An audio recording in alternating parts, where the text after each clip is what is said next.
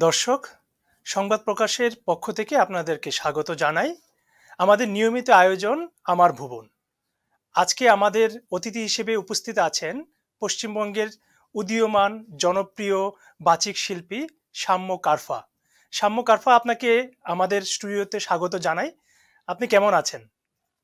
আমি ভালো আছি। আপনাকেও স্বাগত আজকে।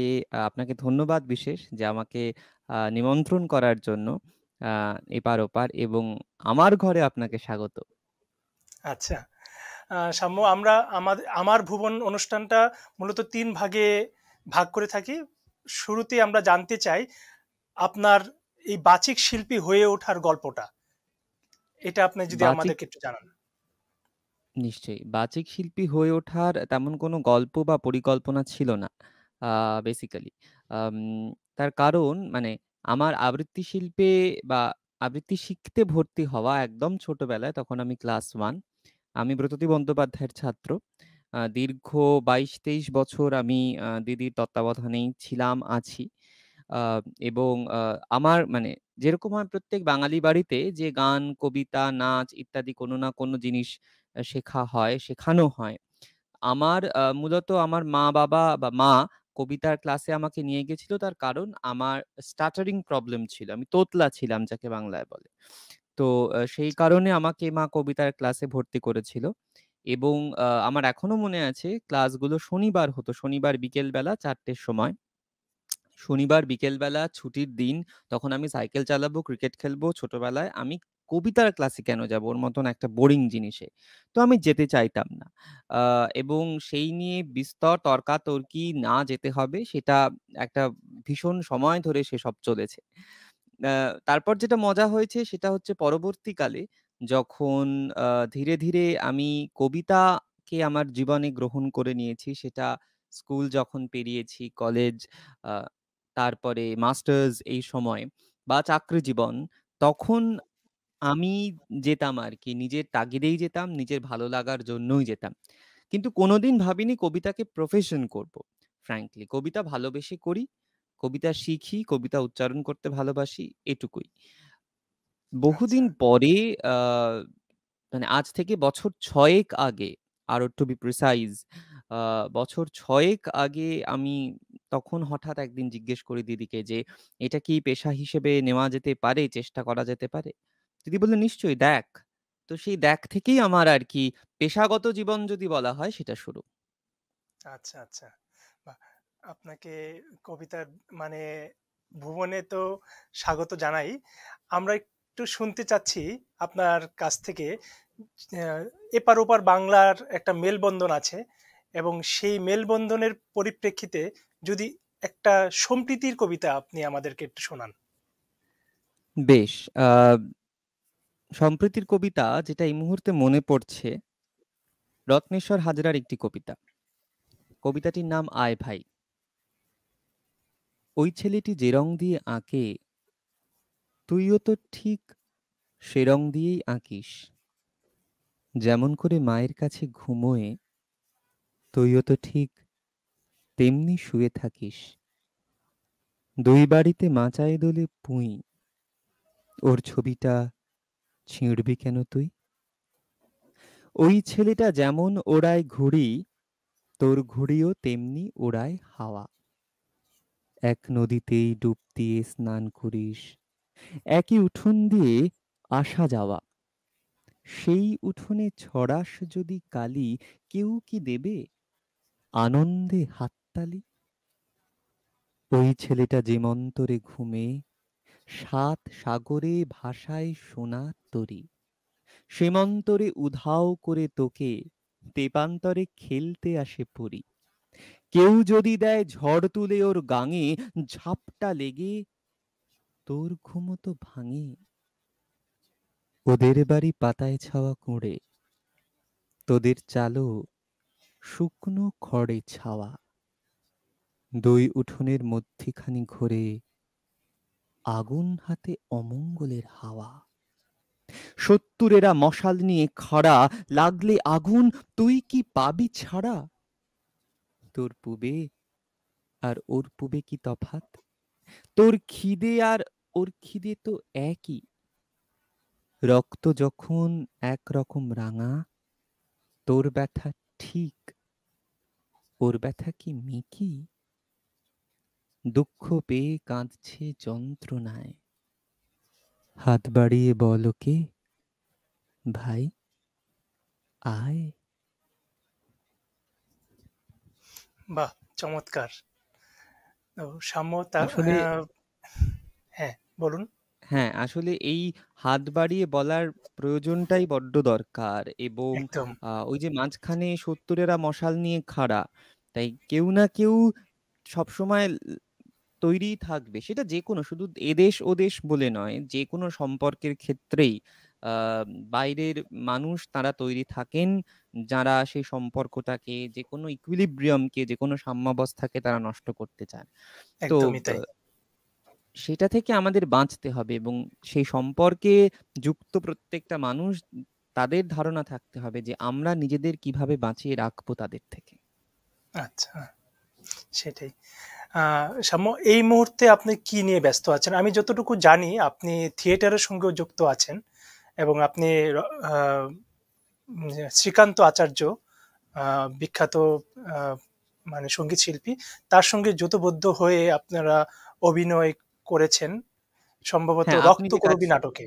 রক্তকরবী। হ্যাঁ, আপনি যে কাজটি হ্যাঁ, কথা উল্লেখ করছেন সেটি যত না থিয়েটার তার থেকে বেশি বাচিক অভিনয়। এটি আচ্ছা, একটি আচ্ছা, শ্রুতি নাটক, যদিও শ্রুতি নাটক কিন্তু আমরা পুরোপুরি নাটকের মতন ভাবেই বসে সমস্ত নাটকের সেট এটিও ব্রততীদির সঙ্গে মানে রক্তকরবীতে আমি কিশোর হই। আ ব্রততীদি হন নন্দিনী।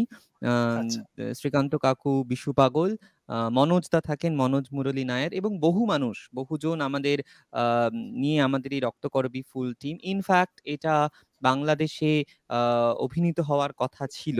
কিন্তু তখন একটু সমস্যা, নানান কিছু তার পরবর্তী সময়ে এখন কোভিড। তো এই সমস্ত কিছুর জন্য আ তা একটু বন্ধ আছে এই প্রোডাকশনটা।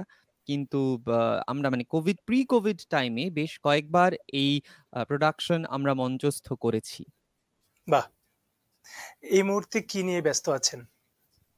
এই মুহূর্তে কি নিয়ে ব্যস্ত আছি বলতে আ মানে এই মুহূর্তে যদি একটা কথা বলতে হয় সেটা হচ্ছে যে একটি অন্যরকম কাজ আসতে চলেছে যে কাজটি এর আগে এরকম কোনো কাজ কখনো করিনি।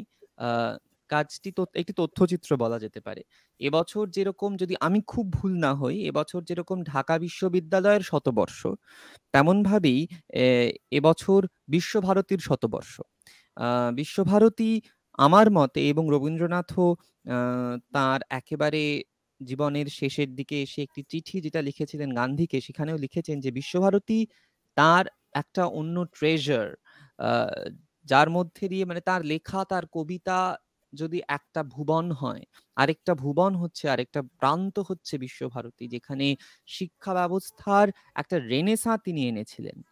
আম বিশ্বভারতী এবং বিশ্বভারতী তৈরি হওয়ারও আগে তো সেখানকার স্কুল এবং সমস্তটা। তো তার শতবর্ষ। সেই শতবর্ষে আ আমি এবং আমার বন্ধু সৌনক চট্টোপাধ্যায় আমরা দুজনে মিলে একটি তথ্যচিত্র তৈরি করেছি। আ ভারত সরকার, কেন্দ্রীয় সরকারের সঙ্গে তাঁদেরই। তো সেই তথ্যচিত্রটি হয়ে গেছে। তার প্রচুর কাজ নিয়ে এতদিন আমরা ছিল। তথ্যচিত্রটি আগামী মাসেই মুক্তি পেতে চলেছে। তো সেই কাজ নিয়ে মূলত প্রাথমিকভাবে ব্যস্ত আছি। আর তাছাড়া তো অন্যান্য অনুষ্ঠান যেরকম হয় সে তো যদিও এখন মূলত ডিজিটাল তবুও ধীরে, ধীরে আমরা মঞ্চে ফিরছি। আ আচ্ছা। সমস্ত কিছু তো চলছেই তার সঙ্গে।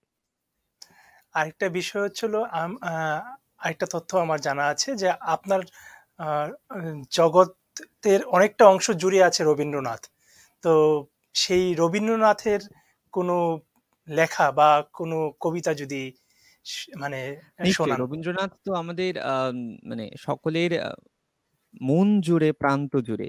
আ মানে ইনফ্যাক্ট রবীন্দ্রনাথ সমস্ত সমস্যায়, সমস্ত আ জায়গাতে যিনি উদ্ধার করেন তিনি রবীন্দ্রনাথ। এবং বিশেষ করে আ আমার কে যদি আপনি জিজ্ঞেস করেন মানে কোন কবিতা বিশেষভাবে পছন্দ ওরকম তো বলা যাবে না একবারে রবীন্দ্রনাথের ক্ষেত্রে। কিন্তু একটি বইয়ের কথা আমি বলতে পারি যে বইটি আমার মনে হয় যেন আমার একটা ওষুধ।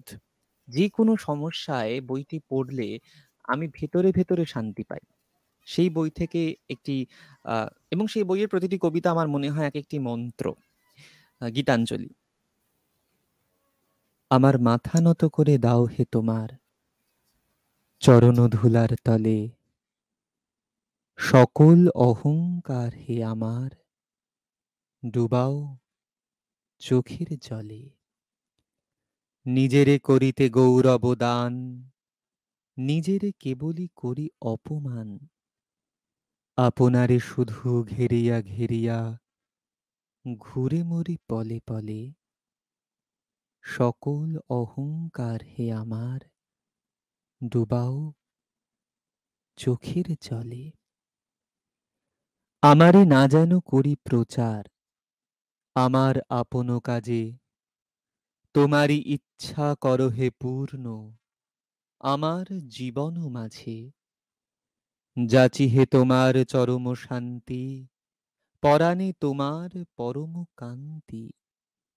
আমারে আড়াল করিয়া দাঁড়াও হৃদয় পদ্মদলে, সকল অহংকার হে আমার ডুবাও চোখের জলে।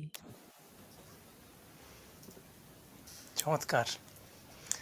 রবীন্দ্রনাথ আসলেই আমাদের বাঙালির মননে, চিন্তায়, চেতনায় বিরাজ করেন। তো আমার আরেকটা প্রশ্ন জানার বিষয় আছে যে এই বাচিক শিল্পটা এটা কি মানে পেশা হিসেবে আপনি নিয়েছেন? এটা কতটুকু চ্যালেঞ্জের বলে মনে করেন আপনি? হ্যাঁ, মানে ভীষণই ভাইটাল প্রশ্ন এবং এখনকার সময়ে দাঁড়িয়ে তো আরো ভাইটাল একটা প্রশ্ন। আম আচ্ছা, যদি একটা ছোট্ট রিকোয়েস্ট, অঞ্জনদাকে যদি স্ক্রিনে দেখা যায় ভালো হয়। তার কারণ নইলে মনে হয় আমি যেন একা, একা কথা বলে যাচ্ছি। এটা আরেকটা আ ডিজিটাল মাধ্যমের নেগেটিভ সাইড।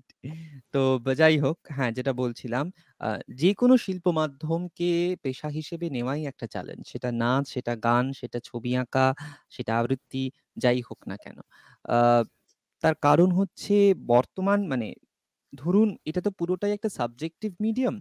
আ আচ্ছা, প্রসঙ্গত বলি আমার পড়াশোনা কিন্তু কেমিস্ট্রি। আমি মাস্টার্স অর্গানিক কেমিস্ট্রিতে। তো আমি আজকে যখন কেমিস্ট্রি রিলেটেড কোনো কাজ, কোনো চাকরি, ইন্ডাস্ট্রি, স্কুল, কলেজ পড়াশোনা ইত্যাদির ক্ষেত্রে আ যাই, সেখানে আমার মার্কশিট, আমার ইন্টারভিউ সেটা লাস্ট ওয়ার্ড।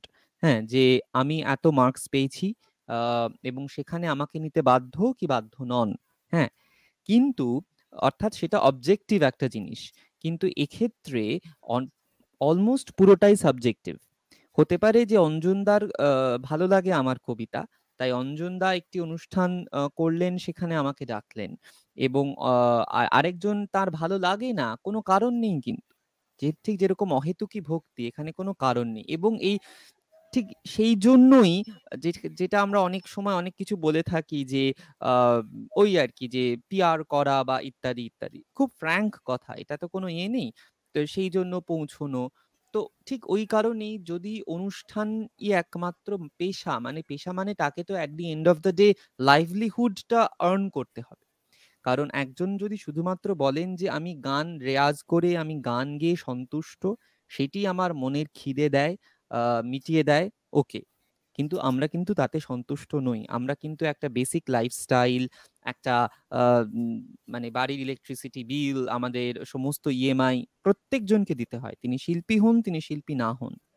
তো বরং শিল্পীর ক্ষেত্রে তাকে সেগুলো অর্জন করতে হয় ওই অনুষ্ঠান করে। এবং এখনকার যুগে দাঁড়িয়ে সেটা তো মানে একটা পার্ট ছিল, মানে ওই অনুষ্ঠানটাই একমাত্র জীবন। কোভিড এসে কি করে দিল, সেই জায়গাটা পুরো বন্ধ করে দিল অনুষ্ঠান। এখন পুরোটাই এই ডিজিটাল মাধ্যম এবং ডিজিটাল মাধ্যমে খুব দুঃখের সঙ্গে জানানো হচ্ছে যে অনেক কিছু হয়, সেজন্য আমরা একটা জায়গায় গিয়ে বন্ধ করে দিই যে না করব না। মানে একটা টাইমে শুরু হলো ১ম ফ্রি অনুষ্ঠান। এই পেজে, ওই পেজে, সেই পেজে। সেটা তাও অনেকাংশে বন্ধ করা গেছে। কিন্তু মানুষ যখন এত সহজে জিনিসটা পেয়ে যায়, তখন টিকিট কেটে, আর টিকিট যদি না কাটেন, স্পন্সর যদি না আসে, তখন একজন সংগঠক তাঁরই বা কোথায়, মানে তিনিও তো আর দানছত্র খুলে বসেননি। প্রত্যেকেই তাদের একদম জায়গা থেকে তাদের পেশা। তো সেটাই। সেইজন্য আর আ গান, বলিউড বা এগুলোতে যদি কিছুটা তাও খুব ফ্র্যাঙ্কলি স্পিকিং বাজার কাটতি থাকে, আপনি যেটা বললেন বাচিক শিল্পী বা আবৃত্তি শিল্প, সেটার ক্ষেত্রে আ চাহিদাটা হয়তো আরো কিছুটা কম। তো চ্যালেঞ্জ সেজন্য সর্বদা। চ্যালেঞ্জ ছাড়া তবে হ্যাঁ, চ্যালেঞ্জ ছাড়া তো জীবন চলে না। সমস্ত কিছু পেরিয়ে গিয়ে অঞ্জনদা যখন মঞ্চে উঠে সমস্ত কথাগুলো একধারে। অন্য ধারে হচ্ছে যখন আপনি মঞ্চে উঠে সামনে প্রচুর দর্শক, মঞ্চের আলো এবং সামনে মাইক্রোফোন, তখন আপনি যখন শব্দগুলো উচ্চারণ করছেন, তখন সমস্তটা ভুলে যাওয়া যায়। আচ্ছা, যাই হোক। শাম্য, আপনার প্রিয় কোনো কবিতা, যদি ভালোবাসার কোনো কবিতা আমাদেরকে শোনান, আমার দর্শকদেরকে শোনান। আ কবিতা নিয়ে যখন কথা হচ্ছে কবিতার কবিতা শোনাই। প্রিয় ওকে। মানে প্রিয় অনেক কবিতা। আ আচ্ছা। সেখান থেকে বাছা একটু ডিফিকাল্ট। কিন্তু কবিতা তো মনের গহীনে থাকে, সেখান থেকে তুলে আনা শব্দগুলোই কবিতা। আ শামসুর রাহমানের একটি কবিতা শোনাই। আচ্ছা, বেশ। একটি বৃক্ষের নিকটে গিয়ে বলি, "দয়াবান বৃক্ষ, তুমি একটি কবিতা দিতে পারো?" বৃক্ষ বলে, "আমার বাকল ফুঁড়ে আমার মজ্জায় যদি মিশে যেতে পারো, তবে হয়তোবা পেয়ে যাবে একটি কবিতা।" জীর্ণ দেয়ালের কানে বলি, "দেয়াল, আমাকে তুমি একটি কবিতা দিতে পারো?" পুরনো দেয়াল বলে শ্যাওলা ঠাকা স্বরে, "এই ইট সুরকির ভেতর যদি নিজেকে গুঁড়িয়ে দাও, তবে হয়তোবা পেয়ে যাবে একটি কবিতা।" একজন বৃদ্ধের নিকটে গিয়ে বলি, "নত জানু হে প্রাচীন, দয়া করে দেবেন কি একটি কবিতা?" স্তব্ধতার পর্দা ছিঁড়ে বেজে ওঠে প্রাজ্ঞ কণ্ঠ, "যদি আমার মুখের রেখাবলি তুলে নিতে পারো নিজের মুখাবয়বে, তবে হয়তোবা পেয়ে যাবে একটি কবিতা।" কেবল কয়েক ছত্র কবিতার জন্যে এই বৃক্ষ, জরাজীর্ণ দেয়াল এবং বৃদ্ধের সম্মুখে নত জানু আমি থাকবো কতকাল, বলো কতকাল? বাহ! অসাধারণ। আমরা জানি যে শিল্প সাহিত্যই একমাত্র মাধ্যম যেটা ২ বাংলাকে একটা সেতু বন্ধনের মধ্যে আবদ্ধ করে রেখেছে। আমাদের রাজনৈতিক সেটা পারছে না। আমাদের অনেক কিছুই আমাদের প্রতিবন্ধকতার সৃষ্টি করছে। কিন্তু শিল্প আমাদেরকে সেই প্রতিবন্ধকতা সরিয়ে একটা সেতু তৈরি করছে। সাম্য, আমরা অনুষ্ঠানের প্রায় শেষের দিকে চলে এসেছি। আপনি যদি বলেন যে ২ বাংলার মিলনের ক্ষেত্রে কবিতা একটা বড় ভূমিকা রাখে, এটা সত্য। আর কি উম বলে মানে কি উপাদান থাকতে পারে বলে আপনার কাছে মনে হয়? সবচেয়ে যেটা বেশি মনে হয়, আ এই কবিতাকে ঘিরেই তো বিভিন্ন জায়গায় যাওয়ার সুযোগ হয়েছে। আ বিদেশের মাটিতে যখন নেমে এয়ারপোর্টে আ ডিফারেন্ট ল্যাঙ্গুয়েজ বোর্ডে বাংলাকে দেখতে পাই, তখন কিন্তু বুঝতে পারি সেটা পশ্চিম বাংলার জন্য নয়। বাংলা ভাষাটা ওখানে লেখা আছে সেটা বাংলাদেশের জন্য। কারণ সেই দেশের ভাষা, জাতীয় ভাষা বলা যেতে পারে, মূল ভাষা বাংলা। ১ম এ সেইজন্য আমি একটি দেশকে কুর্নিশ জানাই যে আমাদের মুখের ভাষা আজকে সমস্ত ভাষার সঙ্গে কিন্তু দাঁড়িয়ে আছে ওই দেশটির জন্য। আ এবং প্রত্যেকদিন আমরা যেভাবে একে অপরের সঙ্গে যুক্ত থাকার চেষ্টা করি। তবে হ্যাঁ, শুধুমাত্র কবিতায়, গানে, শুধুমাত্র আম ছেলে ভোলানো ইতিহাসের পাতায় পড়িয়ে থাকার জন্য নয়। যদি কোনো নেগেটিভ সাইড থাকে সেই নেগেটিভটাও জানাতে হবে একজনকে যে হ্যাঁ, এটা হয়েছিল। সেটাকে বন্ধ করে রাখার তো মানে হয় না। আর যে পজিটিভ সাইড সেটাও জানাতে হবে এটাও হয়েছে। তখন ঠিক একজন মানুষ তার বিবেচনা দিয়ে, তার বিচক্ষণতা দিয়ে তুলে নেবেন যে কি করা উচিত আর কি করা উচিত না। কিন্তু দিনের শেষে আমরা ভাষায় এক, ভালোবাসায় এক। হ্যাঁ, আমরা বিনা সুতোয় রাখি বন্ধনের কারিগর। তো বাহ! অবশ্যই মানে আজকে অঞ্জনদার, আমি দুজনে দুদেশে থেকেও এক ভাষায় কথা বলে যাচ্ছি। দুজনের মাতৃভাষা সমান। এর থেকে বড় কানেকশন আর কি হতে পারে? সেটাই। আহ দর্শক, এই ছিল আমাদের আজকের আয়োজন। আমাদের সঙ্গে যুক্ত থেকেছেন বাচিক শিল্পী সাম্য কারফা। তো সাম্য কারফাকে আমাদের তরফ থেকে আন্তরিক ধন্যবাদ জানাই। আর আপনাদেরকেও অনেক অনেক ধন্যবাদ এতক্ষণ যারা এই অনুষ্ঠানগুলিটা দেখলেন। ভালো থাকবেন, সংবাদ প্রকাশের সঙ্গে থাকবেন।